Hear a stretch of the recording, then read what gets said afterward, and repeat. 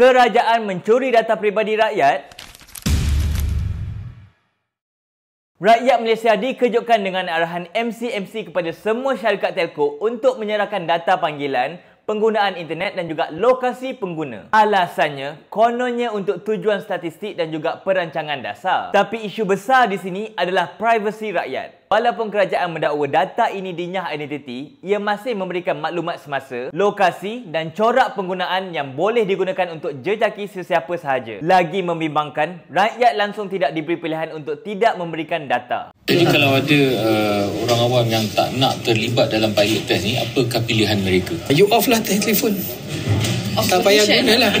Off location lah. Saya nak tanya, bila masa pula kita setuju untuk berikan maklumat peribadi kita dikumpul tanpa kebenaran? Dan yang paling pelik, kenapa semua ini berlaku senyap-senyap tanpa pemberitahuan umum? Bukankah itu menunjukkan kurang ketulusan dan kurang accountability? Persoalannya sekarang, adakah data ini boleh digunakan untuk memerhati dan menjejak pihak lawan politik? Atau adakah ini langkah halus untuk menyekat suara yang mengkritik kerajaan? Rakyat berhak untuk tahu dan diberikan pilihan. Kerajaan seharusnya berhentikan projek ini sementara waktu dan adakan rundingan awam dan pilihan untuk opt-out. Kita tak tolak teknologi, tetapi kita juga tidak boleh benarkan kuasa digunakan sesuka hati hanya atas nama statistik.